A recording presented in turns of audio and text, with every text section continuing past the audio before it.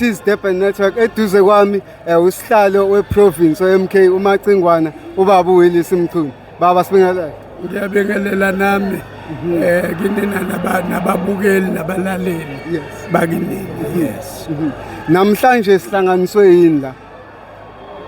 Sihlanganiswe uSG la uNomvalo.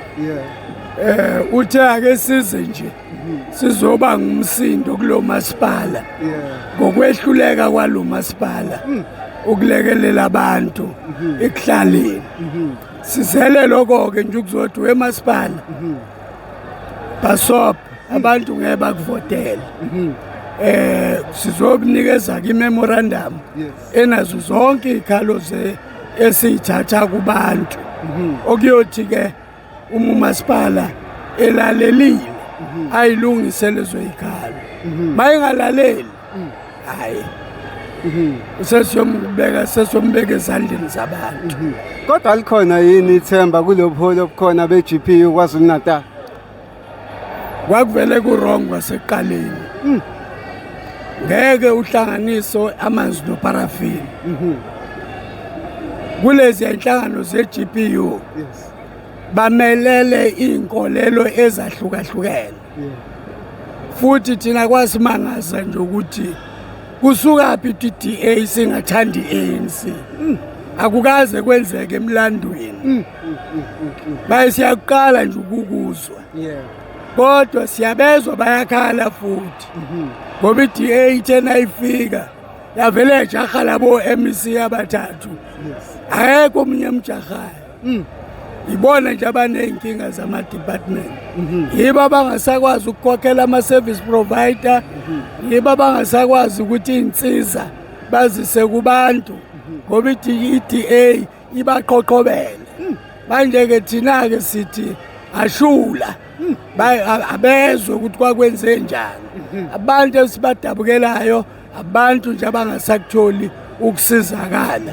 Kodwa nalapho yoze kulunge emhla kwashintshwa leyanto elapha ngoba vele babengawinanga babengenalo iningi. Inhlangano eyayivotelwe abantu ngeningi kwakuwumkhonto wesizwe. Funa kuze kungene umkhonto wesizwe ukuze kulunge izinto lapha kuleya umkhandlu weprovince.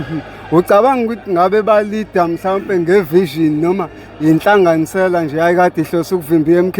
Ivision iba khona nangabe ni leader niyiningi niyazi into eniyenzayo. Inhlanganisela yenkatha neDA neANC ayinayo ivision. Akho vision nje. Ngisho ngathini ngoba ama ideologies abafani. Sesizovala nje there's a possible impeachment ku-president. Kuthini ukuphawula kwakho kulo? Udaba lwa-national lolo.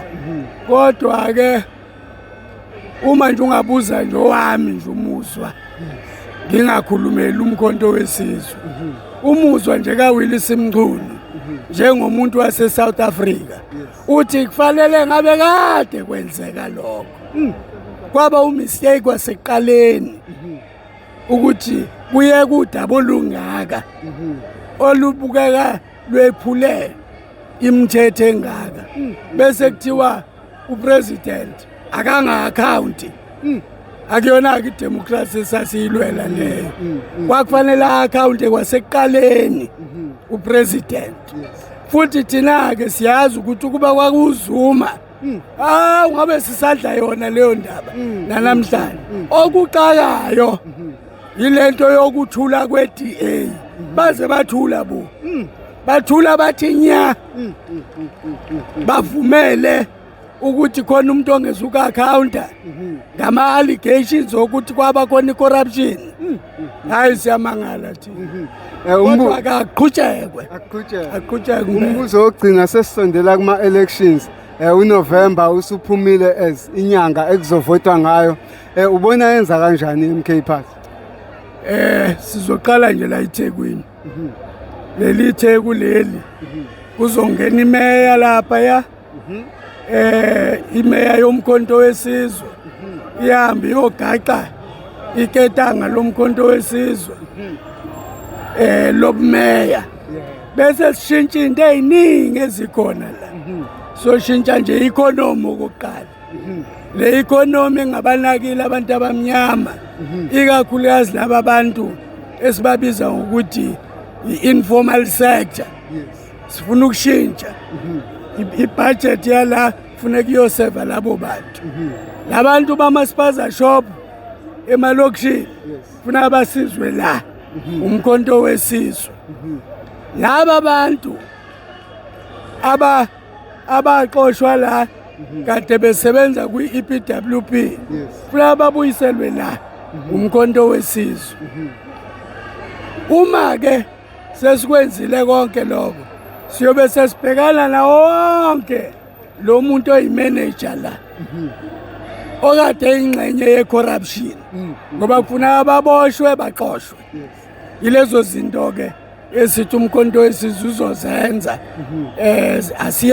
asiyalezeli sikhuluma into ezokwenzeka i-march and march sithini stand senu nge-march and march nalama unrest ke enzakalayo across the country i-march and march thina bala KwaZulu Natal iningi lalaba be-march and march bahlala la nomkhankaso wabo bawuqalela amaningi futhi amalungu omkhonto wesizwe bebasupporta futhi sasho njalo sathi asizukuba ingxenye njengeqembu lepolitiki enhlelweni ze-civic organization siyayihlonipha i-civic organization kodwa amalungu omkhonto wesizwe sawakhulula ukuthi nanifuna ukuyoba ingxenye amani niyoba ingxenye ngakho-ke bakhuluma into eyehlule iningi lama-political parties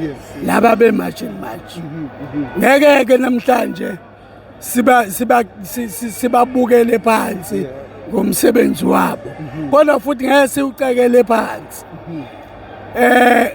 engifuna ukukusho nje into ehluphayo kuma-politician kwake kwaba khona i-ANC Gefar kwalandela iSwart Gefar namhlanje sekhona umkhonto Gefar Helen Zille sebevele bame nje ngentaba bathi nake kwaphatha umkhonto kuyokonakala wonke umhlaba that is umkhonto Gefar bahambe bekhohlisa abantu benza abantu ukuthi basizonde sebefuna ke manje ukuthi kuzondwe i-march and march sebethi i-march and march program yomkhonto wesizwe akuyona iprogram yabantu base-South Africa ophakela umthakathi ababona bomkhonto wesizwe ongizwe emchunu insizwa nje zakwaZulu eSouth Africa eziphikisana nokwehluleka kahulumeni oholwa uRamaphosa